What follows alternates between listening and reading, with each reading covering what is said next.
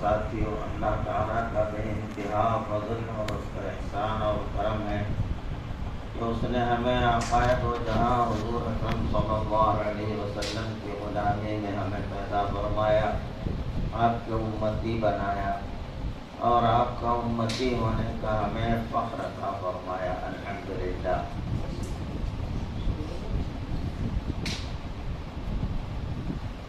ادھر سامنے آ جاؤ بولو، مولانا بصراوی صاحب تشریف لائے۔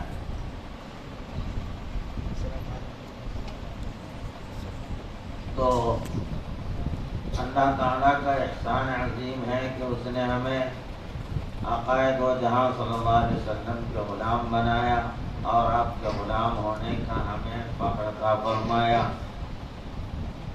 اللہ تعالیٰ نے ہمیں اپنے محبوبین اولیاء کرام کی نسبتوں سے سرفراز فرمایا۔ اللہ تعالیٰ کا بہت بڑا کرم ہے، اس نعمت، اس نسبت جو اللہ نے ہمیں عطا فرمائی ہے اپنے محبوبین کا، جس کے کرم سے آج ہم اپنے رب کو کچھ پہچان پا رہے ہیں۔ جو لوگ بھی تعلیمات حاصل کیے ہیں وہ اپنے انفس میں، آفاق میں حق کو پاتے ہیں۔ اللہ اللہ بولنے والے تو دنیا میں بہت، لیکن اللہ کو پانے والوں کی بے انتہا، اللہ کو پانے والے نہیں پائے جاتے۔ اللہ کو پاتا کون؟ انفس میں اللہ تعالیٰ کے بارے میں عجیب تصورات قائم کیے ہوئے ہیں کہ اللہ تعالیٰ ساتوں آسمانوں کے اوپر ہے، حالانکہ اللہ فرماتا ہے کہ میں ہر جگہ ہوں، ہر ایک کے ساتھ ہوں، تمہارے رکھے جان سے بڑھ کر تم سے قریب ہوں۔ اللہ تعالیٰ اپنا پتہ تو ہماری جانوں میں حق تعالیٰ کے ہونے کا پتہ اللہ دیتا ہے، لیکن ہم اللہ کا پتہ ہم نہیں جانتے۔ یہ پیران سلسلہ کا صدقہ ہے، پیروں کا صدقہ ہے کہ اللہ تعالیٰ نے ان کے طفیل ہمیں ہماری باطن میں، ہماری نگاہوں میں حق تعالیٰ کے مشاہدہ، اللہ تعالیٰ کا دیدار کا شوق عطا فرمایا اور دیدار کی نسبت عطا فرمائی۔ حضور صلی اللہ علیہ وسلم اللہ تعالیٰ کلمہ طیبہ کے تعلق سے فرماتا ہے فَعْلَمْ أَنَّهُ لَا إِلَهَ إِلَّا اللَّهُ، تم لا الہ الا اللہ کو جانو، یعنی علم حاصل کرو، لا الہ الا اللہ کا علم حاصل کرو تاکہ تم کو اللہ کا پتہ لگے۔ اور فرمایا الرحمن فاسأل به خبیرا، رحمان کا پتہ تم کو لگنا ہے تو کسی باخبر سے پوچھو۔ حالانکہ اللہ تعالیٰ خود قرآن میں اپنا پتہ پورا بتا چکا ہے، لیکن اللہ بتانے کے باوجود بھی اس کا پتہ نہیں لگتا جب تک کہ تم کسی باخبر کی نسبت حاصل نہیں کر لو۔ اور اللہ نے فرمایا یا ایھا الذین آمنوا اتقوا اللہ وکونوا مع الصادقین، اے ایمان والو اللہ سے ڈرو اور صادقین کے ساتھ ہو جاؤ، سچوں کے ساتھ ہو جاؤ۔ سچا کون ہوتا ہے؟ صرف سچ بولنے والا ہی سچا نہیں ہوتا، سچ بولنے والا، سچ پانے والا، سچ دیکھنے والا، بلکہ سچ ہونے والا سچا ہوتا ہے۔ سچ میں گم ہونا پڑتا ہے، سوائے سچ کیا ہے، حق کیا ہے۔ ذالک بأن اللہ هو الحق، اللہ تعالیٰ ہی حق ہے، اللہ کے سوا کوئی حق نہیں۔ تو یہ ساری نعمتیں اللہ تعالیٰ ہمیں عطا فرماتے ہیں۔ قرآن میں جگہ جگہ ساری چیزوں کی اللہ نے بیان فرمائی ہے، لیکن کسی باخبر سے جب تک نسبت حاصل نہ ہو اللہ تعالیٰ کو پانا ممکن نہیں ہوتا۔ اللہ کو پانا، جو بندہ اپنے ساتھ اپنے رب کو پاتا ہے، میرے ساتھ میرا رب موجود ہے، کم سے کم اس احساس کو قائم کرتا ہے میرا رب میرے ساتھ ہے، وَهُوَ مَعَكُمْ أَيْنَمَا كُنتُمْ، تم جہاں کہیں بھی ہو اللہ تمہارے ساتھ ہے۔ تو اللہ میرے ساتھ ہے کا احساس رکھنے والا کبھی اللہ کی نافرمانی نہیں کر سکتا۔ کبھی اللہ تعالیٰ کے احکام سے لاپرواہی نہیں کر سکتا. رب میرے ساتھ ہے. شیطان جو ہمارا دشمن ہے ہم کو اپنے رب سے دور کرنے کی کوشش کرتا ہے, اپنے آقا محمد الرسول اللہ سے دور کرنا چاہتا ہے. محمد الرسول اللہ صلی اللہ علیہ وسلم ہم میں ہے. اللہ نے یہاں بھی حضور کے بارے میں بھی اللہ تعالیٰ کا یہی فرمان ہے, وَاعْلَمُوا أَنَّ فِيكُمْ رَسُولَ اللَّهِ, تم جانو یعنی سیکھو, علم حاصل کرو اس بات کا کہ تم میں اللہ کے رسول ہیں. تم میں اللہ کے رسول ہیں, اللہ فرما رہا ہے. اگر یہ آیت کے بارے میں ہم یہ بولیں گے کہ صحابہ سے مخاطب اللہ تعالیٰ صحابہ سے مخاطب ہے, حضور ان کے درمیان میں تھے, اس لیے تم میں اللہ کے رسول ہے بولنے کا مطلب یہ کہ تمہارے بیچ میں تمہارے درمیان میں اللہ کے رسول ہیں. تو اگر یہ معنی لیا جائے تو وہ آیت صرف صحابہ کے دور تک کی رہے, ہمارے کو اس آیت سے کوئی واسطہ ہی نہیں رہتا. حالانکہ قرآن کی ہر آیت قیامت تک اس کا حکم جاری و ساری ہے. قیامت تک کے ہر آنے والے مومنین کے لیے قرآن کی ہر آیت کا مصداق ہوتا ہے. تو پھر سرکار دو جہاں صلی اللہ علیہ وسلم اور فیکم, تم میں, تمہارے اندر, فی کا لفظ استعمال کیا ہے اللہ تعالیٰ نے, تم میں اللہ کے رسول موجود ہیں. اور دوسری آیت میں فرماتے ہیں بلا شبہ تمہارے پاس رسول آئے تمہاری ہی جانوں میں سے, عزیز علیہ ما عنتم, جو چیز تم کو تکلیف دے ہو وہ میرے محبوب پر بھاری گزرتا ہے. مومنین کو جس بات کی تکلیف ہوتی ہے آقا کو وہ تکلیف محسوس ہوتا ہے. آقا ہم سے دور نہیں, ہماری ہر تکلیف حضور محسوس کرتے ہیں. اور صحیح حدیثوں میں بیان ہوتا ہے میرا زندہ رہنا بھی تمہارے لیے بہتر ہے, میرا پردہ کرنا بھی تمہارے لیے بہتر ہے. تمہارے اعمال, مومنین کے اعمال میرے سامنے پیش ہوتے ہیں. ہر پیر کی شب اور جمعرات کی شب ہمارے سارے اعمال حضور کے سامنے پیش ہوتے ہیں.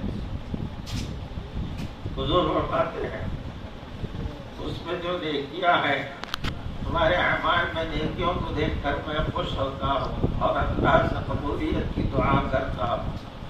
اور اس میں تمہارے جو گناہیں نظر آتی ہیں میں اللہ سے مغفرت مانگتا ہوں تمہارے لیے.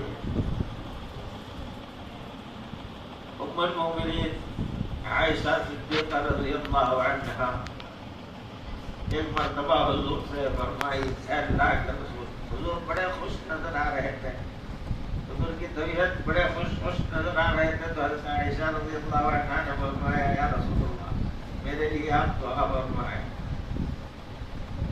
تو حضور نے دعا فرمائی, ہے اللہ تو عائشہ کے اگلے پچھلے سارے گناہوں کو معاف کر دے, چھوٹے بڑے تمام گناہوں کو تو معاف کر دے, عائشہ کو پاک صاف کر دے ہماری. ایسا دعا تو حضرت عائشہ خوشی سے زمین پر گر کر لوٹنے لگی. تو حضور صلی اللہ علیہ وسلم نے فرمایا عائشہ بہت خوش ہوتی ہو. کہا کہ اللہ کے رسول آپ نے ایسی دعا دی ہے کہ خوش نہ ہوں تو کیسے رہوں. تو حضور نے فرمایا میں روزانہ اپنے ہر امتی کے لیے یہی دعا کرتا ہوں, میں اپنے ہر امتی کے لیے یہ دعا کرتا ہوں. اس لیے قرآن میں اللہ تعالیٰ وَلَوْ أَنَّهُمْ إِذْ ظَلَمُوا أَنفُسَهُمْ جَاءُوكَ, اے حبیب اگر وہ لوگ جو لوگ بھی اپنے نفسوں پر ظلم کرتے ہیں تو جاؤکا وہ آپ کے پاس آ جائے. یہ نہیں فرمایا کہ میرے پاس آ جائے مجھ سے معافی مانگے, یہ نہیں, بلکہ یہ فرمایا جاؤکا وہ آپ کے پاس آئے اور واستغفر اللہ واستغفر لهم الرسول, وہ خود بھی اللہ سے اپنے گناہوں کی معافی مغفرت مانگے اور رسول بھی ان کے لیے مغفرت کی دعا کرے، مغفرت مانگے، تو لوجد اللہ، ضرور وہ اللہ کو پائیں گے بخشنے والا اور معاف کرنے والا۔ تو رسول تو ہر آج ہمارے لیے مغفرت مانگ ہی رہے ہیں، تو ہم بھی ساتھ میں اپنی مغفرت مانگتے ہیں، تو اس آیت کی روشنی میں ہماری مغفرت ہو جاتی ہے۔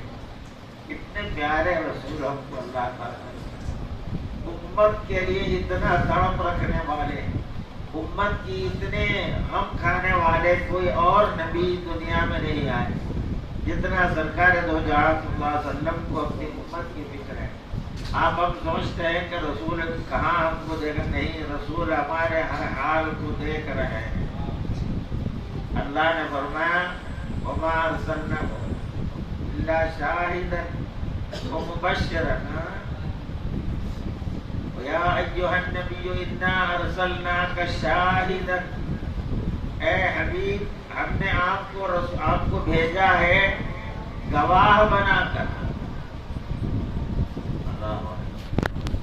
پیارے رسول اللہ تعالیٰ ہمیں عطا کیے جو امت کی ہر حال سے، ہر کیفیت سے، ہر آن باخبر رکھتے ہیں۔ شاہدن، گواہ، تو گواہ کون ہوتا ہے؟ جو دیکھتا ہے، امت کے اعمال کو ہر آن دیکھنے والا گواہ ہوتا ہے۔ دیکھے بغیر گواہی دینا، یہ گواہی قبول نہیں ہوتی۔ تو حضور کو اللہ تعالیٰ شاہد بنایا ہے، گواہ بنائے ہیں، یعنی حاضر و ناظر، اس کا ترجمہ مفسرین کرام کرتے ہیں کہ اللہ تعالیٰ، حضور کو اللہ تعالیٰ ہر جگہ حاضر اور ناظر بنایا ہے۔ کسی گھر میں داخل ہو تو سلام کرنے کا حکم ہے، مسجد میں بھی داخل ہو تو سلام کرنے کا، تو حضور فرماتے اگر کوئی اس میں نہ ہو تو مجھ پر سلام کرو۔ تو حضرت شیخ عبدالحق محدث دہلوی اس کی تشریح میں فرماتے ہیں یہ اس وجہ سے ہے کہ حضور کے روح مبارک ہر جگہ موجود ہے، اس لیے حضور کو سلام کرنے کا حکم دیا گیا، السلام علیکم ایھا النبی۔ بہرحال حضور صلی اللہ علیہ وسلم ہمارے آقا ہیں، ہمارے ہر درد اور غم حضور کو برداشت نہیں ہوتے جب تک کہ حضور کے ہر امتی کو نجات نہیں مل جاتی، اس وقت تک اللہ حضور صلی اللہ علیہ وسلم جنت میں داخل نہیں ہوتے۔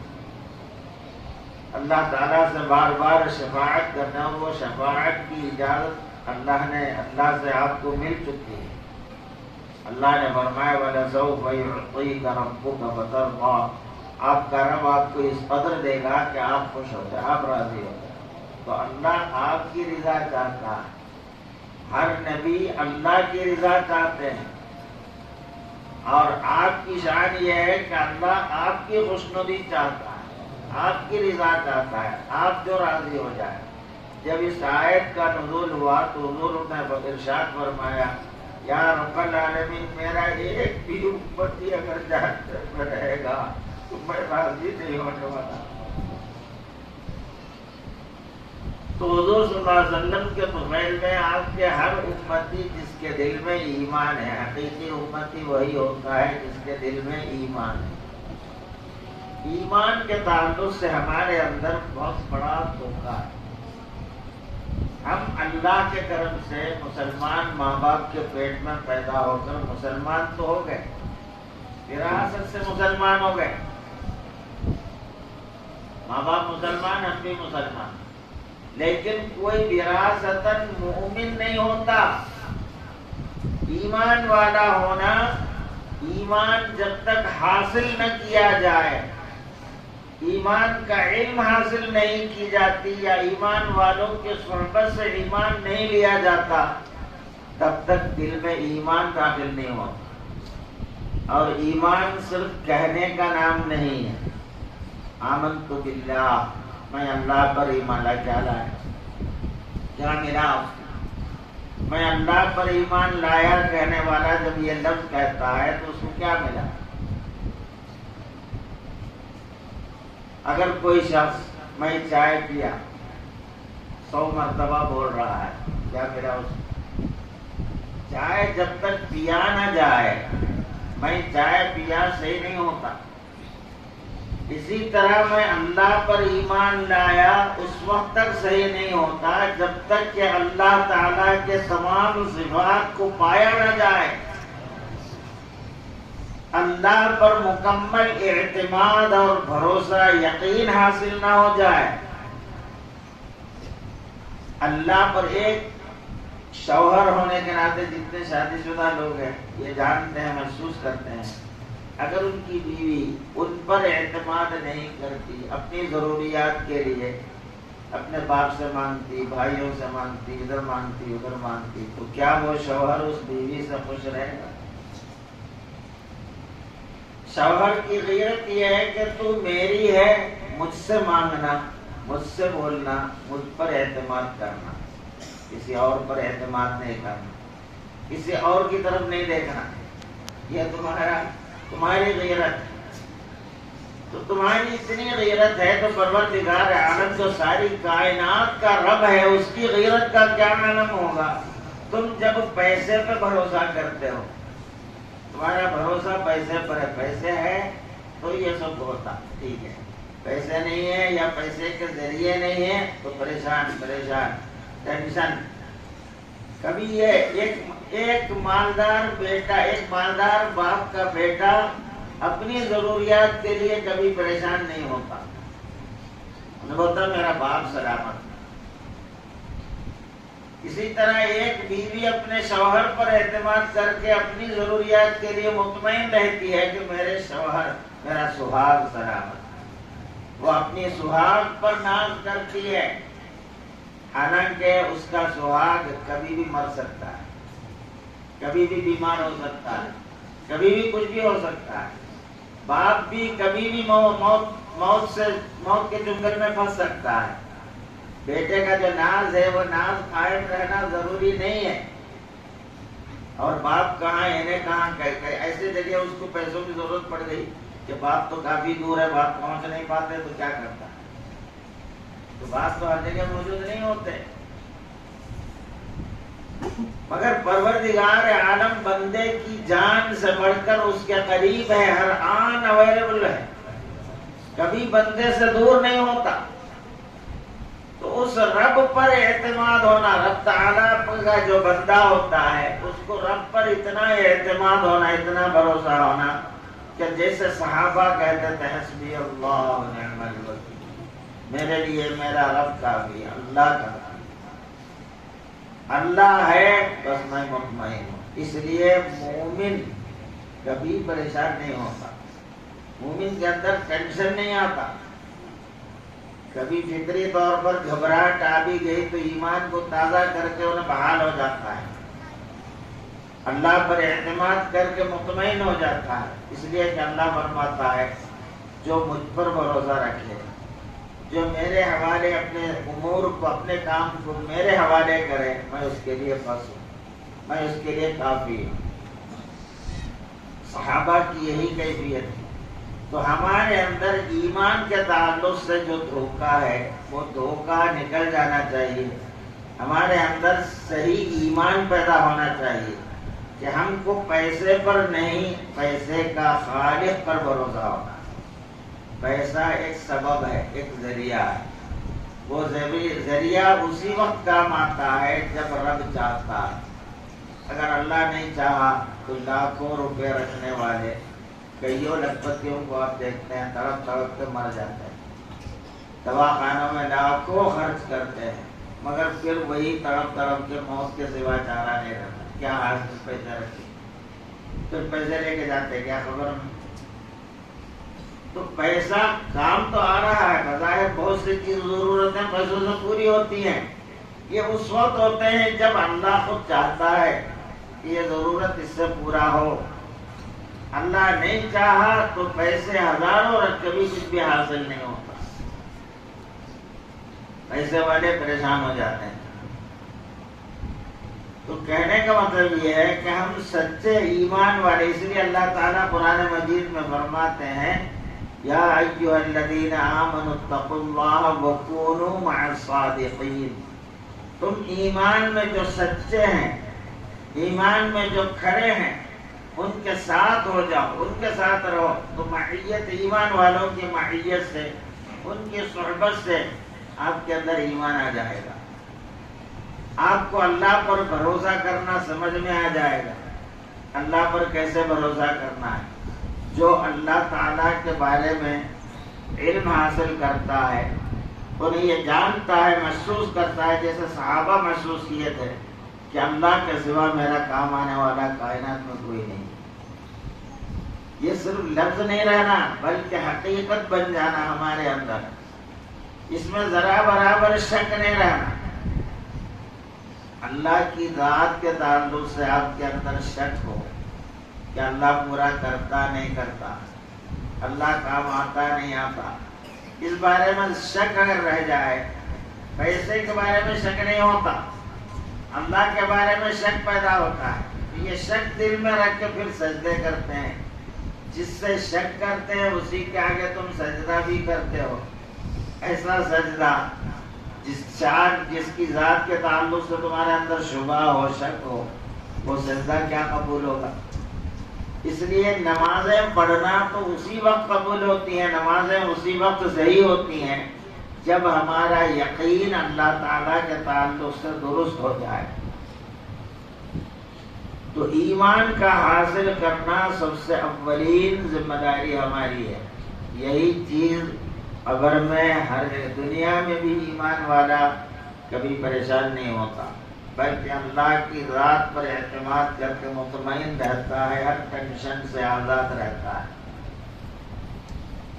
موت کے وقت تو ایمان کے سوا کوئی کامیابی کا ذریعہ ہی نہیں ہے۔ قبر کی زندگی میں ایمان ہی کام آتا ہے۔ اگر ایمان دل میں نہ ہو، حشر میں بھی حضور صلی اللہ علیہ وسلم جو شفاعت کرتے ہیں، جس کے دل میں ذرہ برابر ایمان ہو اس کی مغفرت کی التجا کرتے ہیں۔ تو ایمان قلب میں رہنا ضروری ہے۔ بہت سے لوگ مرتے وقت اس عالم سے بے ایمان مرتے ہیں، اللہ ہم سب کی حفاظت کرے۔ ان کے اندر ایمان نہیں ہوتا، مسلمان ہیں وہ، اللہ کو مانتے ہیں، اللہ کے رسول کو سب مانتے ہیں، مگر اللہ تعالیٰ کے تعلق سے یقین نہیں۔ اللہ کام آتا ہے، اللہ سے بڑھ کر پیسے پر اعتماد، پیسے کے جو ذریعے ہیں اس پر اعتماد، وہ ذریعہ صحیح ہے تو دل بڑا خوش، اگر وہ ذریعہ درست نہیں ہے تو پھر پریشان ٹینشن۔ یہ کیفیت ختم ہونا۔ حضور صلی اللہ علیہ وسلم کی جو شان تھی، صحابہ کی جو کیفیت تھی، مکے میں جنگ بدر کے بعد یا جنگ احد کے بعد ابو سفیان یہ وعدہ کر کے لے چلے تھے آئندہ سال ہم بدر میں ملیں گے۔ حضور صلی اللہ علیہ وسلم سے یہ معاہدہ کر کے چلے گیا تھا۔ تو آئندہ سال، دوسرے سال وہ وقت جب آیا تو مکے میں اتنا قحط پڑ چکا تھا کہ مکے میں کوئی شخص جنگ کے لیے نکلنے آمادہ نہیں ہو رہا تھا، سب پریشان تھے، کھانے پینے کو تک محتاج، قحط پڑ چکا تھا۔ تو ابو سفیان کیا کیا، مدینے سے ایک شخص آیا عمرے کے لیے، اس کو کچھ انعامات وغیرہ دے کے جا کے مدینے میں یہ افواہ پھیلاؤ کہ مکے میں بہت بڑی فوج تیار کھڑی ہے، وہ بدر کی طرف نکلنے کے لیے، تم لوگ مت جاؤ، اگر جائیں گے تو سب کٹ جائے گا، یہ افواہ پھیلاؤ۔ افواہ پھیلانے کے لیے اس کو کچھ انعامات گھوڑے وغیرہ دیے، پھر مزید دینے کا وعدہ کیے۔ وہ شخص آ کے مدینے میں ہر ایک کے پاس آ کے یہ کہنے لگا بہت بڑی فوج تیار ہے، اس لیے تم لوگ ہرگز مت نکلو۔ تو جس سے کہتا وہ صحابی فوراً یہ جواب بھی یہی کہتا کہ حسبنا اللہ و نعم الوکیل، ہمارے لیے ہمارا رب کافی ہے، بہترین ہمارا کارساز، ہم کو کوئی غم نہیں۔ تو قرآن میں اس واقعے کے تعلق سے کہتا ہے اِنَّ النَّاسَ قَدْ جَمَعُوا لَهُمْ، وہ لوگوں سے جب وہ کہتے ہیں کہ لوگوں کی بڑی جمعیت تیار ہے، تو قالوا حسبنا اللہ ونعم الوکیل، ان لوگوں نے کہا کہ اللہ ہمارے لیے کافی ہے جو بہترین کارساز۔ تو ان کا ایمان بڑھ گیا، ان کا ایمان زیادہ ہو گیا، تو وہ اللہ تعالیٰ کی، تو پھر جب صحابہ برابر نکلے بدر میں مقام پر پہنچے تو کفار میں سے کوئی بھی نہیں آیا۔ وہاں ایک جنگ کا تھا، وہ تجارت کا قافلہ آیا، وہاں سے سب خریداری کر کے وہ ساری چیزوں کو لے کر وہ لوگ اپنے گھروں کو واپس پہنچ گئے۔ ثواب کا ثواب بھی مل گیا، دنیا بھی مل گئی۔ تو ان کے اندر جو ایمان کی کیفیت تھی، حسبنا اللہ، اللہ کافی، اللہ ہے ہمارے لیے۔ حضور صلی اللہ علیہ وسلم ایک جھاڑ کے نیچے آرام فرما رہے ہیں، تلوار جھاڑ کو لٹکائے ہوئے، واقعہ آپ سنے ہوں گے۔ دشمن ساتھ میں تھا، موقع سے فائدہ اٹھانے کی خاطر وہ آیا، آپ کی تلوار ہاتھ میں لیا، جھاڑ سے نکال لیا، سونک کر آپ کی طرف تلوار جو ہی اٹھایا، آپ کی آنکھ کھل گئی۔ اس نے فوراً پوچھا، یا محمد من یمنعک منی، اے محمد اب اس وقت مجھ سے آپ کو کون بچائے گا؟ حضور فوراً کہا اللہ۔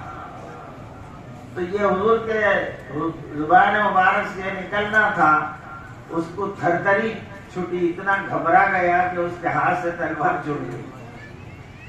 وہ تلوار حضور لے کے پوچھے، اب تو بتا تیرے کو کون بچائے گا مجھ سے؟ تو رونے لگا، آپ بہتر تلوار پکڑنے والے بن جائیے، مجھے معاف کر دیجیے۔ تو اس کی نظر مخلوق پر ہے، تو مخلوق کے آگے گر گرانے لگا، اور حضور کی نظر اللہ پر ہے، اللہ ہے میرے لیے مطمئن ہے۔ تو اب آپ سوچو ہمارا قلب کس کی تقلید میں تھی، کس کی پیروی میں؟ حضور کی کیفیت ہمارے اندر ہے یا وہ دشمن کی کیفیت ہمارے اندر ہے؟ ہم تلوار کو دیکھ کے گھبرا جاتے ہیں، ہم تلوار، اللہ کے رسول تلوار کو دیکھ کے نہیں گھبرائے، کیونکہ تلوار میں کاٹنے کی قوت اس وقت ہے جب اللہ چاہا۔ اللہ نہیں چاہا تو تلوار نہیں کاٹ سکتا، دشمن نہیں ہرا سکتا، دشمن کچھ نہیں کر سکتا۔ تو اللہ کی ذات پر اتنا اعتماد ہونا کہ مخلوق کی، کوئی بھی مخلوق ہمارے دل میں اللہ سے بڑھ کر نہیں، اللہ سب سے بڑھ کر ہونا۔ اللہ اکبر، اللہ سب سے بڑا ہے، ہم بولتے ہیں مگر دل میں نہیں، دل میں پیسہ سب سے بڑھ کر ہے، پیسے کے غلام ہے، یا پھر خواہشات نفس کے غلام ہے، نفس کے خواہشات۔ نفس تو فجر کو سو جاؤ بولتا، اب تو آتا شیطان بھی۔ ایک شخص حضور صلی اللہ علیہ وسلم کے سامنے ایک شخص کا ذکر ہوا، جب وہ اس طرح سو گیا کہ فجر کی نماز کو بھی نہیں اٹھا، تو حضور نے فرمایا اس کے کان میں شیطان پیشاب کر دیا۔ تو مطلب جب فجر کی نماز کے لیے نہیں اٹھتا، اس کے کان میں شیطان پیشاب کر دیتا ہے، تو وہ شیطان کے پیشاب لے کے اٹھتا ہے، تو کتنا منحوس ہوگا اس کے لیے۔ اللہ کے رسول کی نہیں سن کے، اللہ کی نہیں سن کے شیطان کی سنتے ہیں۔ ہمارا نفس جو بولتا ہے وہ، حالانکہ اللہ بول رہا ہے، اللہ کے الفاظ آ رہے ہیں، حی علی الصلاۃ، حی علی الفلاح، کامیابی کی طرف آؤ، نماز کی طرف آؤ، اللہ کے دربار میں آؤ، رزق کی تقسیم کا وقت ہے، فجر کا جو وقت ہے اللہ تعالیٰ رزق کی تقسیم فرماتے ہیں۔ تو جو فجر میں سو جاتا ہے وہ رزق کی برکت سے محروم ہو جاتا ہے، اگرچہ کہ کتنے ہی مالدار کیوں نہ ہو۔ شیطان یہ چاہتا ہے کہ تم اللہ سے غافل رہو، اللہ یہ چاہتا ہے کہ بندہ میرے ساتھ رہے ہمیشہ۔ اللہ فرماتا ہے جب بھی بندہ میرا ذکر کرتا ہے میں اس کے ساتھ ہو جاتا ہوں۔ تو اللہ ساتھ ہونے کی نعمت ملتی ہے جب بندہ اللہ کے ذکر میں رہتا ہے، اور اللہ تعالیٰ بندے کے ساتھ ہے ہر آن۔ ہمارا جو خدا ہے، ہم جس رب پر ایمان رکھتے ہیں وہ خدا، وہ ہمارا رب ہر آن دیکھتا بھی ہے، سنتا بھی ہے، دیکھنے والا خدا، سننے والا خدا ہے۔ کافروں کے خداؤں کی طرح نہیں جو دیکھتا نہیں، اندھے بہرے گنگے ہو۔ ان کا خدا ان کو دیکھتا نہیں ہے، اس لیے ان جو چاہے کرتے رہتے ہیں، ان کو کوئی پرواہ نہیں ہے۔ آخرت کی زندگی ان کے سامنے نہیں ہے۔ ہمارے سامنے دنیا سے بڑھ کر آخرت کی زندگی ہے۔ دنیا چند دن کے ہم مہمان ہیں، کب موت آتی ہے کچھ بھی خبر نہیں۔ اس بیچ میں جوان بھی مرتا ہے، بچے بھی مرتے ہیں، بوڑھے بھی مرتے ہیں، ہر کوئی مرتا ہے۔ مرنا موت تو یقینی ہے۔ موت کا وقت مقرر نہیں ہے، اچانک موت آ جائے گی، مگر اہمیت یہ ہے کہ ہم موت کے لیے ہم کتنے تیار ہیں، کیا تیاری ہم نے کی ہے قبر کے لیے۔ سب سے بڑھ کر ایمان ہمارے اندر قائم رہنا۔ حضرت فاروق اعظم رضی اللہ تعالیٰ عنہ سے حضور فرماتے ہیں، قبر جب داغتی ہے، مرنے والے کو جب قبر میں رکھا جاتا ہے تو قبر مرنے والے کو اتنا ایسا داغتی ہے کہ اس کے دونوں پھسلی کی ہڈیاں آپس میں پھر جاتی ہیں، اس قدر زور سے داغتی ہے۔ تو حضرت عمر سے حضور نے پوچھا کہ عمر اس وقت تم کیا کرو گے جب تم کو قبر داغے؟ تو حضرت عمر نے یہ نہیں پوچھا یا رسول اللہ میں نمازیں پڑھا ہوں، میں جہاد میں آیا ہوں، میں روزے رکھتا ہوں، میں سب کچھ کرتا ہوں، پھر بھی قبر مجھے داغے گا، یہ نہیں، بلکہ آپ نے یہ پوچھا کہ اللہ کے رسول اس وقت میرے دل میں جو ایمان ہے، یہ ایمان قبر میں میرے ساتھ رہے گا یا نہیں رہے گا؟ یہ ایمان کا سوال کرتے ہیں۔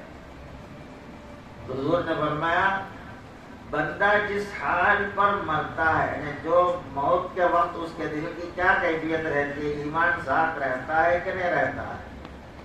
تو ایمان کے ساتھ اگر موت ہو جائے تو اسی حال میں اٹھایا جاتا ہے، یعنی وہی ایمان کے ساتھ اٹھایا جاتا ہے۔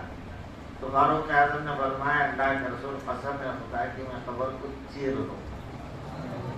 تو یہ چیز ہے کہ ایمان کے دم سے، تو ایمان سب سے بڑی نعمت، اور وہ ایمان کو حاصل کرنا ہے جب تک آپ کو اللہ پر اعتماد نہ ہو، پیسے سے زیادہ کائنات میں ہر شے سے بڑھ کر اللہ پر تمہارا اطمینان نہ ہو تو وہ ایمان نہیں ہوتا۔ اعتماد رہنا، بھروسہ رہنا، یہ ایمان کی کیفیت۔ بندے مومن اللہ کو رکھتا ہے اپنے ساتھ، اس کا رب اس کے لیے موجود ہے۔ حضور فرماتے ہیں تجھے اگر ایک نمک کی کنکری کی بھی ضرورت ہے تو اللہ سے مانگ۔ ہر چیز اللہ سے مانگنے کی عادت رہنا ہمارے اندر۔ کوئی بھی ضرورت ہے ہم اللہ سے نہیں مانگتے، وہ ضرورت پورا ہونے کا جو سبب ہے وہ سبب کے پیچھے فوراً بھاگتے ہیں۔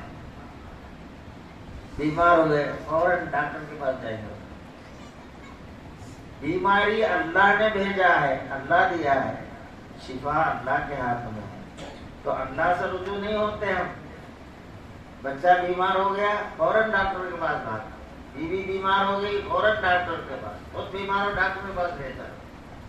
ارے بیمار ہوتے ہی دل میں مولا سے رجوع ہونا تھا۔ جس کے ہاتھ میں شفا ہے اس سے رجوع نہیں ہو رہا ہے، ذریعوں کے پیچھے بھاگ رہا ہے۔ اور فلاں ڈاکٹر بہت اچھا ہے، فلاں ڈاکٹر سے شفا نہیں، تو ڈاکٹر پر اعتماد ہے، رب پر اعتماد نہیں۔ پیسے نہیں ہے تو ملازمت دینے والے پر اعتماد ہے، کہیں نوکری مل جائے، جو نوکری دینے والے پر اعتماد ہے، اللہ پر اعتماد نہیں۔ اللہ سے نہیں مانگتا، اللہ سے مانگتا بھی ہے تو کئی ہر جگہ سے جب مایوس ہو جاتا ہے، کوئی ذریعہ کام آنے والا باقی جب نہیں رہتا ہے تب آتا ہے مسجد میں، تھک کے مسجد میں آتا ہے۔ سب سے مایوس ہونے کے بعد اللہ کے دربار میں آتا ہے۔ تو اللہ تعالیٰ کا معاملہ تمہارے نظر میں اتنا گیا گزرا ہو گیا تو پھر یہ ایمان کس کام کا ہے؟ اس لیے اللہ تعالیٰ دنیا میں ہر ایک کی سنتا ہے، کافروں کی سن رہا ہے تو مومن کی کیوں نہیں سنتا؟ کافر مانگتے ہیں، کافر غیر سے بتوں سے مانگتے ہیں تو اللہ ان کی ضرورت پوری کرتا ہے، ورنہ ضرورت پورا کرنے والا تو اللہ کے سوا کوئی نہیں ہے کائنات میں. کافروں کا بت کیا کرنے والا ہے؟ وہ بت تو پتھر ہے، اس کو پتا تک نہیں ہے کہ انہیں مجھ سے کیا مانگ رہا ہے، اس کو خبر بھی نہیں ہے. مگر اللہ تعالیٰ دنیا میں اس کی ضرورت پوری کرتا ہے، تو انہیں بھروسہ کرتا ہے ان کے بتوں پر. ہم کو غیرت آنی چاہیے کہ ہم کو اپنے معبود پر اعتماد ہو. اگر اپنے معبود پر ہم کو اعتماد نہیں تو پھر وہ کافر سے بھی گئے گزرے ہم. تو بہرحال اللہ تعالیٰ کے تعلق سے ایمان ہمارے دل میں جتنا قوی ہوگا، اور ایمان آمنت باللہ کے بعد اللہ پر میں ایمان لایا کے ساتھ اللہ تعالیٰ کو پانے کی کیفیت اگر پیدا ہو جائے، اللہ کو پاتا رہے، اللہ کو یاد کرتا رہے، تو اس بندے سے کوئی اللہ کی نافرمانی سرزد نہیں ہوتی. جس بندے سے اللہ محبت کرتا اس بندے کو اللہ اپنی حفاظت میں لے لیتا، اس سے کوئی گناہ سرزد ہونے نہیں دیتے. اس لیے کہتے ہیں بزرگان دین اولیاء محفوظ ہوتے ہیں. تو محفوظیت یہ اللہ کی محبت کی علامت ہے کہ تم کسی گناہ کی طرف نہیں بڑھ رہے ہیں، ہر گناہ سے بچ رہے ہیں، اللہ کی یاد میں رہتے ہیں، اللہ کی ذات پر کامل اعتماد کرتے ہیں اور اللہ کو پاتے ہیں. تو اس کا مطلب یہ ہے کہ اللہ تعالیٰ تم کو اپنے حفاظت میں لیا ہوا. تو ایسی کیفیت ہم میں سے ہر ایک کی ہونا چاہیے.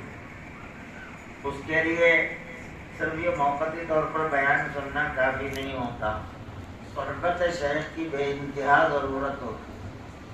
تو شیخ کی صحبت ہمارے جو معاملات ہیں، کمائی، بیوی بچے، تمام ہمارے ضروریات جو بھی ہم سے وابستہ ہیں، ان تمام کی وجہ سے ہم ہمیشہ پیر کے پاس آ کے نہیں بیٹھ سکتے. کم سے کم حلقوں میں برابر شریک ہوں پابندی کے ساتھ. حلقوں میں شریک ہونے سے بھی اللہ والوں کے اپنے پیروں کا فیضان جاری ہوتا ہے. جو بھی بیان کرنے والا بیان کرتا ہے اس سے آپ کے ایمان میں کچھ نہ کچھ تازگی ملتی ہے. اور جس قدر بھی شیخ کی تعلیم و تربیت یا شیخ کے خلفاء کی تعلیم و تربیت جہاں جہاں ملتی ہیں، وہاں حاضر رہ کر اس مجلس میں شریک ہو کر اپنے ایمان کو ہمیشہ تازہ رکھنا پڑتا ہے. حضور صلی اللہ علیہ وسلم صحابہ سے فرماتے ہیں جددوا ایمانکم، تم اپنے ایمان کو تازہ کرو. تو ایمان تازہ نہیں، اگر اس کو تازہ نہیں کیا جائے تو شیطان جو ہے موقع دے کر ہمارے ایمان کو کمزور کرتا جائے، ایمان ہمارے ہاتھ سے چھیننے کی کوشش کرے گا. اس لیے ایمان کو تازہ کرنے کی ضرورت ہے. تو تازہ کیسا کرنا؟ صحابہ نے پوچھا یا رسول اللہ کیف نجدد ایماننا، ہم اپنے ایمان کو تازہ کیسا کریں؟ فرمایا بقول لا الہ الا اللہ، لا الہ الا اللہ کے قول سے، مطلب کلمہ طیبہ کی تعلیم اور علم کے ذریعے آپ کا ایمان تازہ ہوگا. تو ایمان کو تازہ کرنا ہے. موت کو نظر میں رکھنا، مجھے کب موت آئے گی پتہ نہیں، تو میں اپنی موت کے لیے کیا تیاری کیا ہوں اس کا احساس کرتے رہنا. اور جو مریدین ہیں تصور شیخ بار بار کرنا، شیخ کی صورت آنکھ بند کر کے اپنے پیر کو اپنے اندر دیکھنا، تصور شیخ یہ بہت بڑی عبادت ہے. اس سے غفلتیں دور ہو جاتی ہیں، ذکر تازہ ہو جاتا ہے، شیطان کے شر سے چنگل سے محفوظ ہوتا ہے. اور فنا فی الشیخ کا مراقبہ پابندی سے کرنا، 15 منٹ آدھا گھنٹہ مراقبہ فنا فی الشیخ کا. جس کو جتنا یہ مراقبہ آتا ہے فنا فی الشیخ کا یا فنا فی الرسول کا، پھر فنا فی الہ کا، تو جہاں تک آپ کی تعلیم ہے وہاں تک آپ مراقبے میں پہنچنے کی کوشش کرنا ہے. یہ سارا آپ کے باطن کو منور کرنے کے ذریعے ہیں اہل اللہ نے جو عطا کیا ہے. فجر کی نماز تو ہر مسلمان پر فرض ہے، اہل طریقت کا کام ہے. صرف فجر نہیں، فجر سے 1 گھنٹہ پہلے نیند سے اٹھے تہجد کی پابند ہو جائے، تہجد کی نماز کے پابند ہو جانا چاہیے، کیونکہ تہجد کے وقت میں 2 رکعت اللہ حضور صلی اللہ علیہ وسلم نے فرمایا کہ رات کے وقت جب سب سو رہے ہیں اس وقت تم عبادت کرو گے، اللہ کو بہت پسند ہے۔ تو سارے عہد اللہ کی عادت ہے وہ تہجد کے پابند ہوتے ہیں۔ تم بھی عہد اللہ میں شامل ہونا چاہتے ہو، اللہ کے پیارے بننا چاہتے ہو، تو تہجد کی بھی پابندی کرو۔ 1 گھنٹے کی نیند کیا جاتا ہے، کیا نقصان ہونے والا؟ 1 گھنٹہ نہیں سو گئے، نفس کو بولا قبر میں سوئیں گے، قبر میں نیند ملے گی بہترین، یہاں کتنا سو گئے۔ مگر ایک شرط یہ ہے کہ آج کل یہ بیماری لگی ہوئی ہے، یہ جو اسمارٹ فون آیا ہے یہ فتنہ ہے، فتنہ۔ ہر کوئی اس کے پیچھے، اس میں ننگی ننگی عورتوں کو دیکھنا حرام ہے، وہ نگاہ آنکھوں کی زنا ہے۔ تو آپ گناہ کرتے، کچھ نہ کچھ سیریل، کچھ نہ کچھ چیزیں اس میں دیکھتے رہے تو اس میں حرام کام، حرام دیکھنے کی بہت موقع ملتا ہے، تو بیٹھے بیٹھے گناہوں میں مبتلا ہوتے ہیں، شریف بھی غیر شریف، کیونکہ یہ سلموں تو ہر ایک جنے تو ان کے دیکھتا رہتا کچھ نہ کچھ۔ ہاں کسی کا بیان، اگر دینی بیان سنتا ہے، نعت سنتا ہے، ایسی چیزیں جو اچھی ہے وہ سنتے ہیں تو ٹھیک ہے۔ اس کے علاوہ جو کچھ بھی برائیاں ہیں اس کی وجہ سے اس کو کرتے ہوئے، اس میں دیکھتے ہوئے اپنی نیند کو غارت کر دیتے ہیں۔ رات کے 12 بجے سوتے ہیں، کئی کو سوتے ہیں 12 بجے۔ آپ کوئی دین کے بیان سن رہے ہیں، کہیں مجلس ہے، مجلس میں شریک ہو کر دین کی باتیں سن رہے ہیں تو اللہ کے لیے ہو۔ یہ دنیا کے لیے فضول چیزوں میں وقت گزار کے نیند کو غارت کر دیتے ہیں۔ رات کے 12 بجے 1 بجے سو کے فجر کو غارت کر دیتے ہیں۔ 9 بجے 10 بجے سو جاؤ، جلدی سو جاؤ، جلدی اٹھو۔ تو اس طرح کی عادتیں جو اللہ والوں کی عادتیں ہیں، ان کی عادتوں کی ہم پیروی کرنا، تو پھر ہم بھی ان کے ساتھ ہو جائیں، ان کے لین پر ہم چلیں گے تو ان کے ساتھ ہم ہوں۔ سارے اللہ والوں کا طریقہ یہی ہے کہ تہجد کی پابندی کرتے اور ہمیشہ قلب میں اللہ کی یاد کو قائم کرنے کی بھرپور کوشش کرتے۔ ذکر پاسن پاس آپ کو دیا گیا ہے، اللہ اللہ، ہر سانس اللہ کے ساتھ داخل ہونا اور خارج ہونا۔ تو ہر سانس جب اللہ کے ساتھ آپ کا چلتا رہے گا تو ذکر میں آپ کی زندگی گزرے گی، تو موت بھی ذکر کے ساتھ آئے گی۔ جیسی زندگی ویسی موت آتی ہے، تو جیسی موت ہوگی ویسے قبر میں کیفیت ہوگی۔ تو ذکر پاسن پاس، ذکر فعلی، ذکر وصفی، جو بھی ذکر آپ کو ملا ہوا ہے وہ ذکر میں قائم رہنا، آگے ترقی کرنے کے لیے مزید تعلیم حاصل کرنے کی کوشش کرنا۔ تو یہ سب صالحین کے کام ہے۔ ہم جو وہ آج کل کے جو پیڑھی مرید ہے، خالی یہ تعویذاں، فریتے، منتر جنتر کے کام ہیں، اس کے سوا کچھ بھی نہیں۔ ہمارا سلوک، ہماری طریقت ایسا نہیں۔ ہم صرف، ہمارا مقصد صرف اللہ تعالیٰ ہے، حق کو پانا، حق کو صرف بولنا ہی نہیں، اللہ اللہ بولنا آتا کسے؟ اللہ اللہ بولنے سے رب دسے۔ اللہ اللہ بول کر رب کو پانا چاہیے، خود کو گم کرنا چاہیے، خود سے گزرنا۔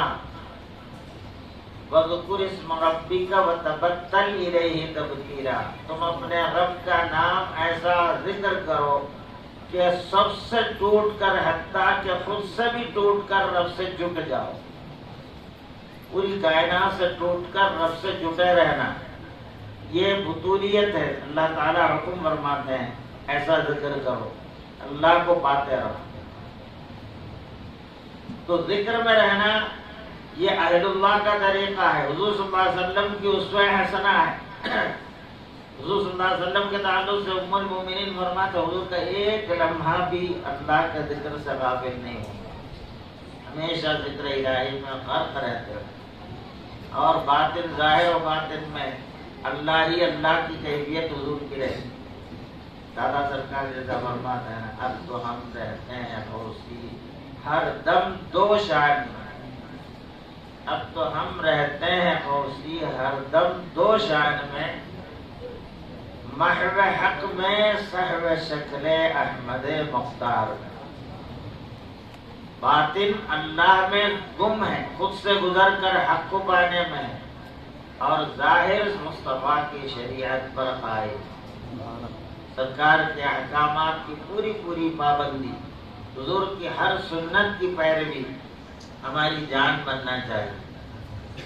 حضور سے ہم کو محبت ہے، اگر جو حضور سے محبت نہیں رکھتا، جس حضور ہی کے صدقے سے ہم کو اللہ ملا ہے، قرآن ملا ہے، سب کچھ ملا ہے حضور کے وسیلے سے، بلکہ ہم ہیں تو حضور سے، حضور کے نور سے کائنات بنی ہے، تو ہم بھی کائنات میں ایک فرد ہیں، حضور کے نور سے ہم سب بنے ہوئے ہیں، تو حضور کے نور ہم میں خود موجود ہے۔ نور سے جب ہم ہیں، یہ کرنٹ کا وائر دیتے، گولا جو جلتا ہے، دو وائر ہونا پڑتا ہے، ایک وائر میں کرنٹ ہوتا ہے، ایک وائر نیوٹرل ہوتا ہے، کچھ بھی نہیں ہوتا، اس میں خالی رہتا ہے، تو وہ دو وائر کے بغیر گولا نہیں جلتا، فین نہیں پھرتا، دونوں کرنٹ کا وائر جل جاتا۔ تو اسی طرح پوری کائنات جو قائم ہے، یہ دو نسبتوں سے، ساری کائنات کا اللہ رب ہے، اللہ رب العالمین، الحمدللہ رب العالمین، ساری کائنات کا اللہ رب ہے، اور ساری کائنات کا مصطفیٰ رحمت ہے، وَمَا أَرْسَلْنَاكَ إِلَّا رَحْمَةً لِلْعَالَمِينَ۔ تو مصطفیٰ نیوٹرل کا وائر ہے، اللہ تعالیٰ کی ربوبیت کرنٹ کا وائر، یہ دونوں جب ملتے ہیں تو ہر چیز صحیح رہتی ہے۔ اگر مصطفیٰ سے تعلق ختم کر دیا تو چل کے مر جاتے، کباب ہو جاتے، کوئی بچتا ہی نہیں۔ یہ تصدق ہے مصطفیٰ کا، یہ کائنات قائم ہے، اللہ تعالیٰ رسول اللہ صلی اللہ علیہ وسلم کے ذریعے کائنات کو قائم رکھا ہوا ہے۔ اللہ کے حبیب سب سے پہلے پوری کائنات میں سب سے پہلی مخلوق حضور صلی اللہ علیہ وسلم کے نور ہے، تو آپ بصورت بشر تشریف لا کر ہم سب پر بہت بڑا احسان فرمایا، اللہ تعالیٰ نے احسان عظیم فرمایا، بصورت بشر، بشریت کے لباس میں آپ تشریف لائے اور ہمارے رسول بنے، ہمارے نبی بنے، ورنہ ہم آج یہ دعویٰ نہیں کر سکتے کہ ہمارے رسول سرکار دو جہان۔ اگر سرکار اپنی حقیقت پر ہی رہتے تو ساری کائنات میں چھائے ہوئے رہتے، ہم کو کیا ملتا، سب کے ساتھ ملتا، مگر یہ ہمارے رسول ہونے کا جو اعتبار ہے، ہمارے نبی ہونے کا جو اعتبار ہے، اسی لیے اللہ نے لقد من اللہ علی المؤمنین فرمایا، اللہ نے احسان عظیم کیا ہے مومنین پر کہ انہی میں سے ایک رسول ان کو بھیجا۔ سارے رسول آئے مصطفیٰ کے آمد کی خبر دینے کے لیے، جتنے انبیاء آئے، ہر نبی، قرآن میں وہی اخذنا من المیثاق النبیین، سارے انبیاء سے اللہ نے معاہدہ لیا کہ جب میں اپنے رسول کو، نبی کو بھیجوں گا تو تم سب ان کی مدد کرو گے، ان پر ایمان لاؤ گے۔ تو سارے رسول محمد الرسول اللہ کی ذات پر عالم ارواح میں ایمان لا چکے، اور اپنی امت میں اعلان کرنے کا اللہ تعالیٰ کی جانب سے انہوں نے معاہدہ کیا۔ تو سارے رسول آئے اس واسطے کہ سرکار دو جہاں صلی اللہ علیہ وسلم کی آمد کی خوشخبری سنائے۔ تو ہر نبی اپنی امت کو سنایا کہ ایک نبی آنے والا ہے آخر الزمان، وہ نبی سب سے بڑھ کر ہے، اس کے بعد پھر کوئی نبی نہیں۔ جس کسی کو تم وہ نبی کا زمانہ پائے وہ بڑا خوش نصیب ہے۔ انبیاء آپ کے امتی بننے کی تمنا کرتے ہیں۔ تو حضور صلی اللہ علیہ وسلم، حضور کے صدقے میں کائنات میں سارے انبیاء کے تعلق سے قصیدہ درود شریف میں كأنه وإنه شمس قمر هم كواكبها يظهرن أنوارها للناس في الظلم. حضور صلی اللہ علیہ وسلم فضل کے، فضیلت کے، اللہ کے کرم اور رحمت کے سورج ہیں، اور سارے انبیاء اس سورج سے روشنی لینے والے ستارے ہیں.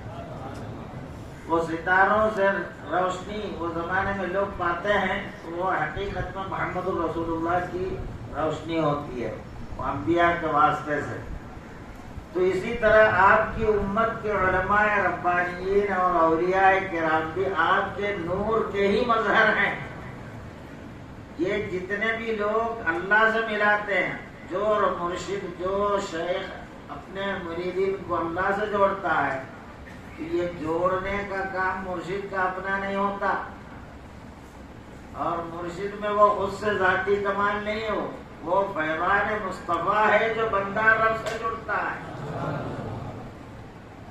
حضرت انسان کامل جو تصوف میں بہت اعلیٰ کتاب ہے، اس کتاب کے مصنف بہت بڑے پیر ہوتے ہیں. وہ فرماتے ہیں میں نے رسول اللہ صلی اللہ علیہ وسلم کی نبوت جو قیامت تک ہے اس کے بارے میں غور کرتا تھا، بڑی فکر کرتا تھا کہ وہ کیسا ہے. لیکن جب میں نے مشاہدہ کیا اپنے پیر میں مصطفیٰ کا، جب میں نے مشاہدہ کیا تو سمجھ میں آیا کہ مصطفیٰ عالم میں بہتر ہے. مطلب یہ ہے کہ یہ جتنے اولیاء کرام ہیں، جتنے پیران سلاسل جو سچے ہیں، جو بندوں کو اللہ سے جوڑتے ہیں، بندوں کو خود سے جوڑنے والے وہ پیر نہیں ہوتے، وہ شیطان ہوتا ہے. خود سے جوڑنا یا پھر اپنے باپ داداؤں سے جوڑنا، یہ سب صحیح طریقہ نہیں. وَاتَّبِعْ سَبِيلَ مَنْ أَنَابَ إِلَيَّ، جو بندے میری طرف رجوع ہوئے ہیں ان کے راستے کی تم پیروی کرو. یہ اللہ تعالیٰ ہم کو حکم فرماتا ہے. تو بزرگان دین کی جو تعلیمات ہیں، ان کے جو ارشادات ہیں، اس کی پیروی کرنا گویا مصطفیٰ کی پیروی. پیر کی محبت، اللہ والوں کی محبت، حقیقت میں رسول اللہ کی محبت، کیونکہ فیضان رسول ہی ان سے جاری ہو. اگر رسول کا فیضان نہیں ہے تو پھر کچھ بھی کام کرے. اور وہ اللہ کی محبت ہے جو انت مع من احببت، جب سرکار دو جہان صلی اللہ علیہ وسلم نے یہ ارشاد فرمایا جس سے تجھے محبت ہے تو انہی کے ساتھ رہے گا. تو حضرت انس رضی اللہ تعالیٰ عنہ فرماتے ہیں اس سے بڑھ کر اس کی جب ارشاد سنا تو اتنی خوشی ہم کو کبھی زندگی میں نہیں ملی. کیونکہ ہمیشہ اب حضور تو بڑے اونچے درجوں پر فائز ہوں گے جنت میں، ہم حضور کو کہاں دیکھ سکیں گے، یہ غم ستاتا رہتا تھا. لیکن جب یہ ارشاد ہوا کہ تم اسی کے ساتھ رہو گے جس سے تجھے محبت ہے، تو حضور کی محبت، اولیاء کی محبت، یہ محبتیں کبھی جانے والی نہیں. اس کو چھوڑ کر جتنی محبتیں ہیں، الأخلاء بعضهم لبعض عدو، جتنے گہرے دوست دنیا کے ہیں، دنیا کے واسطے کی جتنی دوستیاں ہیں، یہ سب ایک دوسرے کے سخت دشمن بن جائیں گے. الا المتقون، سوائے متقین. تقویٰ کی بنیاد پر آپس میں جو محبت ہے وہ محبت قائم رہے گی، قبر میں، حشر میں، ہر جگہ فائدہ دینے والی. یہ تو قرآن ہے. تو اس لیے ہم کو اللہ والوں سے دوستی رکھنی چاہیے. شیطان اور نفس کی پیروی سے ہم کو ہمیشہ بچے رہنا چاہیے. اس کے لیے جو طریقے ہیں میں نے جو آپ کو سمجھایا ہے، ہر سالک کا کام ہے کہ اس کی پیروی کرے، اور ہماری قبر کی موت کی یا موت کو یاد کیا کرے. موت کب آنے والی ہے پتہ نہیں، موت کے لیے میرے پاس کیا تیاری ہے، اس کا محاسبہ کریں اور اپنا جائزہ لیں. رب کو پانے والے بن جائے. رب پر اعتماد اور قوی ہونے کے لیے جس قدر شیخ کی صحبت کی ضرورت ہے، اس سے بڑھ کر کوئی چیز نہیں ہے. اس لیے ایمان اور اللہ سے جڑنا، اللہ تعالیٰ سے جڑے رہنا، مخلوق سے کٹنا، ما سوى اللہ سے کٹنا، اللہ سے جٹنا، یہ نعمتیں اہل سلسلہ کی. اللہ تعالیٰ ہم سب کو اس نعمت سے سرفراز فرمائے.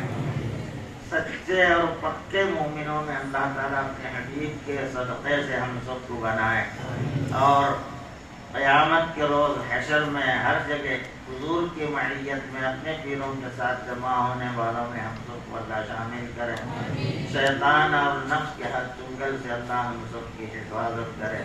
بحق سیدنا محمد صلی اللہ علیہ وسلم والحمد للہ رب العالمین.